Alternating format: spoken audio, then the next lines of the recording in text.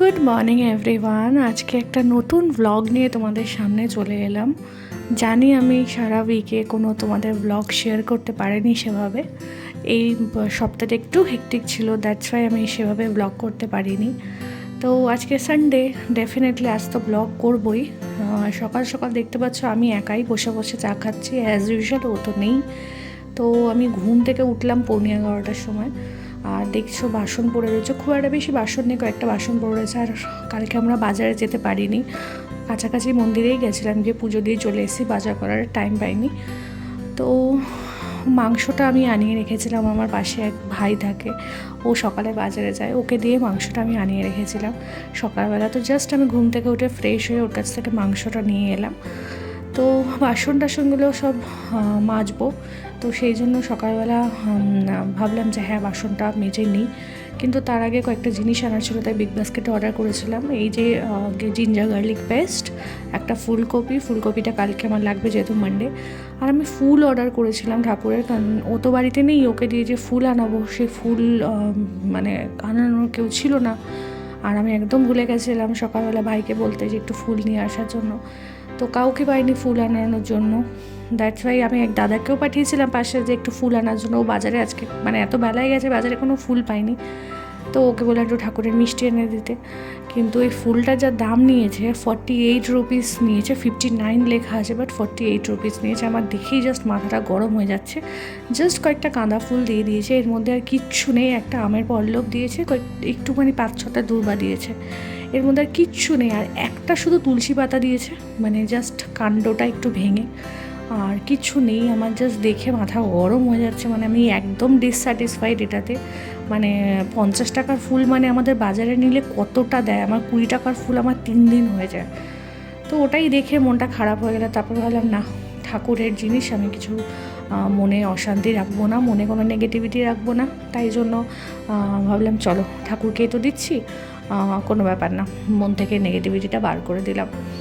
তো আমি স্নান টান করে নিয়েছি, ঘরের কাজ করে আজকে আমি একটু প্ল্যানটা ডিফারেন্ট করেছি, একটু চেঞ্জ করেছি। আগে ভেবেছি ঘরের সমস্ত কাজ করব, তারপর রান্না করব, কারণ এমনিতেও আমাদের খেতে সে বিকাল 5টা বেজে যায়। তাই ভাবলাম চলো সমস্ত কিছু চিকেন ম্যারিনেট করে রেখে দিয়েছি, আর রাইসের চালটাও ভিজিয়ে রেখেছি, ভেবেছি একটু পিস পোলাও করবো। সো দ্যাটস ওয়াই রাইসের চালটা ভিজিয়ে রেখে দিয়েছি, বাসন টাসন মেজে চিকেন মেখে রেখে দিয়েছি। যখন বাসন টাসন মাজলাম তখনই একেবারে ভাবলাম না, এই দিকটা পুরো সামলে নিয়ে গুছিয়ে রেখে দিই, তাহলে কি আমার পুজো টুজো দিয়ে উঠেই আমি ফটাস করে রান্নাতে ঢুকে যেতে পারবো। কি একটা অদ্ভুত শব্দ বললাম না, ফটাস করে। কী সব অদ্ভুত ওয়ার্ড মাঝের মধ্যে নিজের মুখ দিয়ে বেরিয়ে যায়, নিজেই অবাক হয়ে যাই। যাই হোক, তো আমি আজকে শ্যাম্পু করারও টাইম পাইনি, জানো তো। মানে এখন আমার মোটামুটি 2টো বাজে, এই যে আমি চুল বাজছে এখন 2টো বাজে, তো আমার পুজো করতে মোটামুটি আধা ঘন্টা লাগবে, 2:30টার সময়। এখন অবধি ও এসে পৌঁছায়নি, ও আস্তে আস্তে কখন বাজবে জানি না। আমিও আর আগে তো ওকে ফোনই করিনি যে তুমি কখন ঢুকছো বা কিছু, কারণ আমার ঘরের সমস্ত কাজ হয়েই গেছে, আমার আর ওর হেল্পের দরকার নেই। ও আসবে হয়তো, স্নানটা করবে, মাছের একটু কাজ করবে, স্নান করবে, দেন আমার সাথে খেতে বসবে। তো আমি ওই জন্য আর আগেতে ফোন করিনি। প্রত্যেক সানডেতে আমি ওকে বলে আমি একদম ফেড আপ হয়ে গেছি। তো ভাবলাম না, আমি বলা ছেড়ে দিই, এটা আমাকে অ্যাকসেপ্ট করতেই হবে যে সানডেতে আমি ওকে অ্যাভেলেবেল পাবো না, অন্তত মর্নিংয়ে। তো দেখতেই পাচ্ছ আমার ঘরের সমস্ত কাজবাজ হয়ে গেছে, বিছানা সবই পরিষ্কার করে, ঘরটাও মুছে, ঘর ঝাড় দিয়ে, বাসন টাসন মেজে সমস্ত কিছু রেডি করে রেখেছি। আমি এখন তোমাকে চিকেনটা ম্যারিনেট করেছি সেটা দেখাতে পারবো না, কারণ আমি এখন পুজো দেবো, তো ওই সব কিছুতে হাত দিতে পারবো না। আর কড়াইশুঁটিটাও ছাড়িয়ে রেখেছি।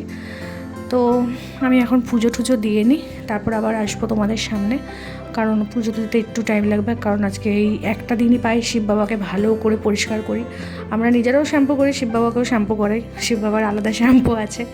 তারপর আবার ঘি টি দিয়ে বাবাকে আবার ঘি টি মাখাইয়ে আবার স্নান করাই। তো আজকের দিনে একটু বাবাকে সুন্দর করে পরিষ্কার করি। আর সাডেনলি আমার কেন জানি যেটা মনে হলো যে সানডের দিন আমরা ভালো করে স্নান টান করি, একটু নিজেদের টেক কেয়ার করি, একটু নিজেদের রূপচর্চা করি। আর ঠাকুরের করবো না এটা হতে পারে? আর আমরা সানডে দিন ভালো মন্দ খাই, ঠাকুরকে জল বাতাসা দিলে হবে?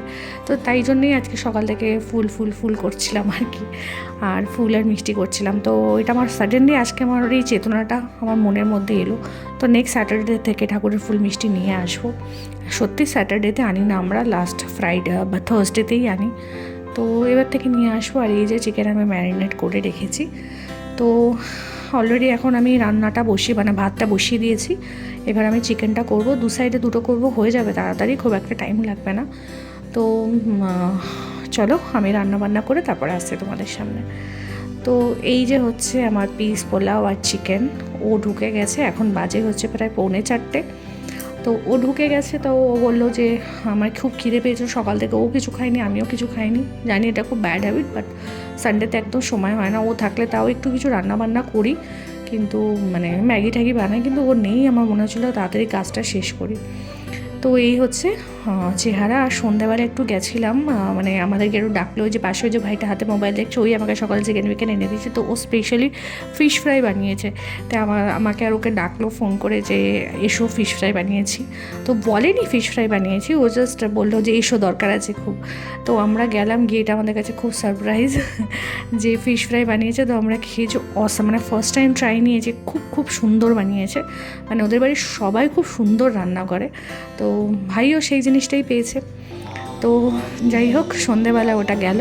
তারপর রাত্রেবেলা এই যে এখন আমি ফ্রেশ ট্রেশ হয়েছি, স্কিন কেয়ার করা হয়ে গেছে, কিচেনের সমস্ত কাজ করে নিয়েছি ডিনার করার পরে, কারণ কালকে মানডে, তো সমস্ত কিছু ধুয়ে মুছে সুন্দর করে গুছিয়ে রেখেছি, আর বাসনও কিছু রাখিনি। আর এই যে এখানে ফুলকপি কেটে রেখেছি আর আলু কেটে রেখেছি, যাতে সকালবেলা আমি তাড়াতাড়ি রান্নাটা করতে পারি। এবার সকালে ভাত করব না রুটি করব জানি না, এটা ডিসাইড করব পরে, কারণ ও আমাকে আটা রাত্রেবেলা মেখে রাখতে দেয় না। তাই ভাবলাম যে চলো সকালবেলা ওটা ডিসাইড করবো, অন্তত ফুলকপিটা করবো, এটা ফাইনাল। তো চলো, আজকে ব্লগটা কেমন লাগলো ডেফিনেটলি জানিও। এই ব্লগটা এখানেই আমি আজকে এন্ড করছি, বেশি লেন্দি করব না, কারণ আগের দিন 20 মিনিটের ব্লগ দিয়েছি, সেরকম ভিউজ হয়নি। তাই ভাবলাম না, মানুষের সত্যিই সময় নেই, তো এত লেন্দি ব্লগ দিয়ে লাভ নেই। চলো টাটা, গুড নাইট, সবাই ভালো থেকো, সুস্থ থেকো।